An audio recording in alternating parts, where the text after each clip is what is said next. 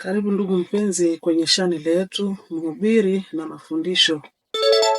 Karibu ndugu mpenzi kwa video yetu inayokuzungumzia wewe ni wa thamani, Mungu anakujali kwa kiwango cha juu sana. Somo hili tutalipata katika Luka sura 12 shairi la 7. Lakini hata nywele za vichwa vyenu zimehesabiwa zote. Msiogope basi, bora ninyi kuliko mashomoro wengi. Ni neno la Bwana. Kitabu hiki cha Luka kiliandikwa na mtume wa Kristo ambaye ni Luka, anayetupatia neno la faraja, anayetupatia neno la kutuhimiza wakati tungali ndani ya dunia hii. Anasema hata nywele za vichwa vyenu zinahesabika zote. Nani anazihesabu? Mungu anajua hesabu ya nywele za vichwa vyetu. Na ndiyo maana anasema tusiogope basi, kwa sababu sisi ni wazuri kuliko mashogoro. Mashogoro ni kama vile ndege huwa ambazo watu wanauza kwa pesa kidogo sana, lakini Mungu anazihesabu, anazijua, anaona hizo ndege kama bora, alafu anatuambia sisi ni bora kuliko hao. Basi maneno gani ambayo tunataka tupate katika shairi hili ambalo tumelisoma katika kitabu cha Luka? Ya kwanza tunataka tukuambie ya kwamba Mungu anaona uthamani wako kama mwanadamu. Mungu anaona uthamani wako wewe kama binadamu. Ufahamu ya kwamba kila mtu ana thamani kubwa mbele ya Mungu. Hata kama watu wanaweza kuonekana kuwa wadogo, unaonekana kuwa mdogo katikati ya wengine, unaonekana kuwa hauna hali katikati ya wengine, lakini ujue ya kwamba Mungu anaona uthamani wako. Hii ni jambo la kwanza. Mungu anaona uthamani wako kama mwanadamu. Mungu anakujua na anakujali kwa kiwango cha ndani sana. Maana hata nywele za kichwa Mungu hawezi kuzisahau. Hesabu ya nywele za kichwa chako hawezi kuzisahau. Wewe ni wa thamani kwa Mungu. Mungu anakujali. Kila unachopitia Mungu anakujali. Ukiambiwa kwamba usiogope, ni kwamba kuna jambo ambalo linaogopesha, na linapokuja linakutisha, ndipo pale wanapokuambia usiogope. Usiogope kwa sababu gani? Kwa sababu Mungu anaona uko wa thamani, una valeur mbele ya macho ya Mungu. Jambo la pili, wewe ujue ya kwamba Mungu ni mlinzi wako. Ulinzi wa Mungu uko juu yako. Mungu anafahamu kila kitu, hata vitu vidogo vidogo kama idadi ya nywele anazijua. Hii inatutia moyo tujisikie salama ya kwamba tuko na Mungu ambaye anakuwa mlinzi wetu. Tujisikie katika usalama. Hata wakati usalama unapokosa pembeni yetu, wakati tunajikuta hatuna walinzi ambao wanaweza kutulinda, tujue ya kwamba Mungu ni mlinzi wetu, anayejali vitu vidogo vidogo kama nywele, na sisi anatulinda. Hata mmoja wa nywele hawezi kutoka kama Mungu hajui. Mungu yu pamoja nasi na angali pamoja nasi. Mungu anajali maisha yetu. Mungu anatulinda. Analinda mwili wetu, analinda nafsi yetu, analinda roho yetu. Tusivunjike moyo wakati tunakutana hatuna walinzi pembeni yetu, au labda majambazi wanajaa katika mji, lakini Mungu ni mlinzi wetu. Ya tatu katika shairi hili ambalo tunataka ujue ni kwamba usiogope. Mungu anatuambia tusiogope. Tutakuwa na woga kwa sababu kuna vitisho, kuna vitu ambavyo vinatutisha. Ni kweli kuna vitu ambavyo vinatutisha, na kuna wakati tunaogopa. Ni kwa sababu Mungu anajua ya kwamba kuna vitisho ambavyo vinaweza kutuogopesha, ndio maana anatuambia tusiogope, tusihangaike, kwa sababu Mungu anajua na anahusika na maisha yetu. Kama vile tunavyoishi, Mungu anahusika na kuishi kwetu. Jambo likifika la kukuogopesha, roho yako ikuambie, Mungu ananiambia nisiogope, Mungu ananiambia ni mlinzi, Mungu ananiambia niko wa thamani machoni mwake. Ni ujumbe wa tumaini kwako, ni ujumbe wa tumaini kwangu, ni ujumbe wa faraja kwetu sisi sote, ikitufundisha ya kuwa tuko wa thamani mbele ya macho ya Mungu. Mungu yuko pamoja nasi. Mungu anajionyesha kwetu namna gani? Ya kwamba tuko wa thamani kwake, anatulinda na anasema tusiogope. Mungu anajionyesha kwetu namna gani? Kuna tofauti mbalimbali ambazo Mungu anajionyesha katika maisha yetu. Kuna tofauti mbalimbali, akijionyesha kama mlinzi, akijionyesha kama sisi ni wa thamani. Na Mungu anajionyesha, anaweza kujionyesha kwa kundi au anaweza kujionyesha kwa mtu binafsi. Ndani ya Agano la Kale, mara nyingi Mungu alikuwa anaonyesha ulinzi wake.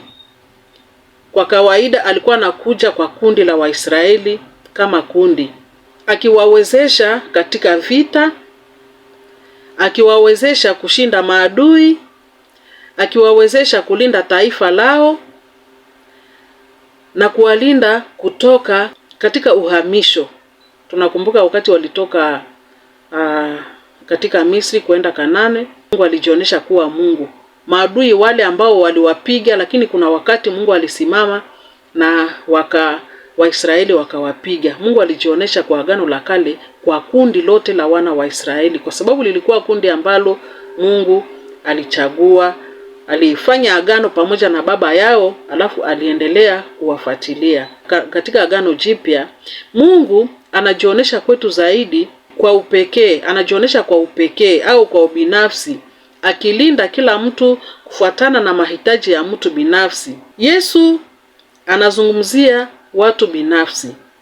Yesu anaonesha kwa nyakati hizi za Agano Jipya, anaonesha huruma yake kibinafsi. Anakuja kwako kibinafsi, wewe peke yako. Anakuja kwako, anakuonesha kwamba anakujali. Anakuja kwako, anakuonesha ya kwamba yeye ni mlinzi wako. Anakuja kwako akikugusa kwa kukuponya kibinafsi. Anakuja kwako kwa kuponya magonjwa yako na hata kwa kufuta dhambi zako. Yesu anajionyesha kwetu kwa upendo na msamaha wake. Hii ndio namna Yesu anavyojionyesha kwetu kwa Agano Jipya. Kwako binafsi anajionyesha kwako. Najua kuna watu wengi ambao wanashuhudia namna gani Yesu anajionyesha kwao kama mlinzi, anajionyesha kwao kama anayewapigania, anajionyesha kwao kama watu wake wa thamani. Mungu mpaka leo angali anajionyesha, lakini anakuja kwa picha mbalimbali. Kwa wakati wa kale, picha ya Mungu kila mara alionekana kuwa ni mwenye nguvu. Anakuja na anaonyesha kwamba ni mwenye nguvu. Ndio maana utasikia Mungu wa Israeli ni mwenye nguvu, sababu alijionyesha mara moja kama ni mwenye nguvu. Mungu alijionyesha kwa Israeli kama ni mtu wa vita, anayewapigania kwa vita. Mungu alijionyesha kwa Israeli kama Mungu mwenye mamlaka. Mungu alijionyesha kwa Israeli kama Mungu ambaye anaweza kulinda watu wake mchana na usiku. Mchana anatia kivuli na usiku anatia mwangaza wa kuwaangazia ili waweze kutembea. Hivyo ndivyo Mungu alikuwa anajionyesha kwa wakati wa zamani. Pia Mungu alijionyesha katika agano na sheria zake.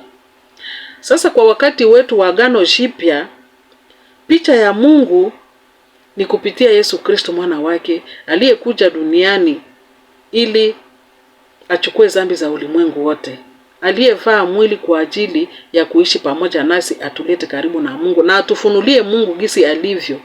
Ulinzi katika Agano Jipya, Yesu anatuonesha upendo. Yesu anatuonesha neema ya Mungu kwetu. Anatufundisha neema ya Mungu kwetu. Hatumuone na macho, lakini katika imani tunayokuwa nayo kwa Yesu Kristo, anatufunulia hii upendo wa Mungu na neema ya Mungu kwetu. Anatufunulia ulinzi wa Mungu katika maisha yetu kupitia imani ambayo kila mtu anakuwa nayo. Uhusiano wako, namna gani imani yako inakuwa pamoja na wewe na Mungu. Mungu anaonesha ulinzi wake kwako. Kweli Mungu wetu ni mwenye nguvu. Nataka kusema juu ya hadithi moja hivi. Mtoto mmoja aliuliza baba yake juu ya ndege linaloruka, avion. Alisema, baba, kwa nini ndege lile kule juu ni ndogo sana? Na babake alimwambia, lile ndege si ndogo. Mtoto alikuwa naliona kama ndogo wakati lilikuwa angani. Lakini siku moja huyu baba akatembea na huyu kijana wake na akaenda naye kwenye airport. Na huko sasa akamuonesha, akasema, unaona sasa ndege hii, avion ndio hii. Akasema, hapana, hii inakuwa kubwa. Akasema, hapana, ndio ile ambayo uliona kule katika anga. Akamwambia, sababu gani hii inakuwa kubwa? Akamwambia, sababu wakati ilikuwa juu ilikuwa mbali na wewe, lakini hapa iko karibu na wewe, ndio maana unaona ya kwamba ni kubwa zaidi. Na hii inataka kumaanisha nini katika maisha yetu ya Kikristo? Ndani ya imani yako, unapokaribia Mungu, unapokuwa karibu na Mungu, unaona Mungu ya kwamba ni mkubwa. Lakini ukimwacha Mungu na unajiweka mbali na Mungu, utaona ya kwamba Mungu ni mdogo sana na hawezi kutenda mambo ya ajabu katika maisha yako. Ndiyo maana ninasema ya kwamba katika Agano Jipya Mungu anajionyesha kwa mtu kipekee. Unaweza kumuona iko karibu na wewe kwa sababu ulimkaribia. Lakini kama haumkaribie Mungu, utaona ya kwamba Mungu iko mbali, Mungu iko mbali na wewe na hawezi kufanya chochote. Tujue ya kwamba msimamo wa Mungu katika ulinzi ni kwamba ndani ya Agano la Kale, ulinzi wa Mungu katika Agano la Kale ilipitia ndani ya amri zake na sheria zake. Mungu aliwapatia sheria, alisema, ukifanya hivi nitakubariki, ukifanya hivi nitatembea pamoja na wewe. Hiyo ndivyo Mungu alivyotembea na watu wake wa Agano la Kale. Ulinzi wa Mungu ulihusika yale ambayo ulitenda, ulitimiza katika sheria za Mungu. Na baraka za Bwana zilifuatana na ile ambayo ulitimiza katika sheria zake. Sasa katika Agano Jipya, ulinzi wa Mungu unategemea imani ya kibinafsi katika Yesu Kristo na uhusiano ambao uko nao pamoja na huyu Yesu Kristo. Yesu anatoa mfano wa ulinzi, akisema hivi, akionyesha kwamba ulinzi wa Mungu unachukuliwa kwa njia ya neema na imani. Yesu hapa anatilia mkazo imani. Mwenye haki ataishi kwa imani. Lakini watu wa zamani walikuwa wanaishi kwa kuona. Hii ndio tofauti. Ila ulinzi wa Mungu uko pamoja nasi kadiri vile tunamsogelea kibinafsi, na hivyo ndivyo Mungu anajifunua kwetu na anajionyesha kwetu kuwa mlinzi. Ulinzi wa Mungu unaonyesha ya kwamba Yesu anajionyesha kuwa mchungaji wetu, kama vile mchungaji wa kondoo anavyochunga kondoo zake. Anasema, kondoo zangu wanasikia sauti yangu. Wewe ni kondoo wa Mungu, wewe ni kondoo wa Yesu ili usikie sauti yake. Kama wewe si kondoo wa Yesu Kristo, hawezi kusikia sauti yake, kwa sababu kondoo inasikia sauti ya mchungaji. Kondoo zangu wanajua sauti yangu. Kusudi uwe kondoo wa Yesu Kristo, sharti kumwamini kama Bwana na Mwokozi wako, na ndipo sasa ulinzi wake utaukuta katika maisha yako. Jinsi mchungaji analinda kondoo zake, na Bwana wetu Yesu Kristo anatulinda. Ni hii anatuonesha katika Agano Jipya. Wa ndugu wapenzi, tumesema maneno mengi, lakini tujue ya kwamba kweli tuko wa thamani machoni mwa Mungu kupitia mifano hii. Na mfano wa kwanza ni mfano wa Noa.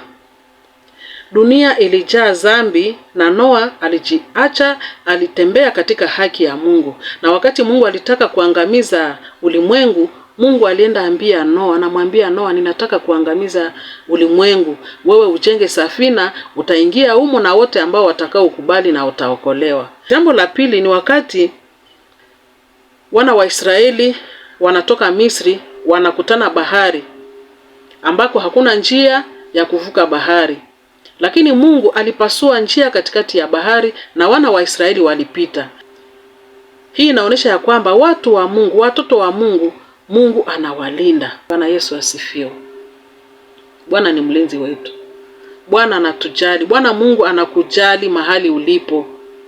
Ndio maana anatuambia tusiogope. Maana sisi ni wazuri kuliko hata njiwa, sisi ni wazuri kuliko ndege, na hata nywele za kichwa chetu Mungu anajua hesabu yake, na sisi ni wazuri kuliko hizo nywele.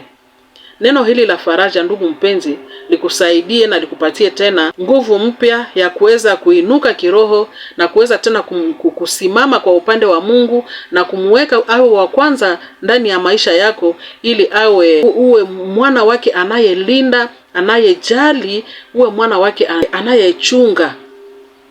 Basi asante ikiwa umetufuata kwenye video hii.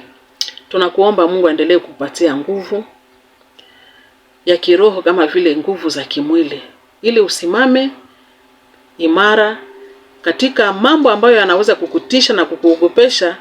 Ukumbuke tu ya kwamba Mungu anakujali, wewe ni wa thamani mbele ya Mungu.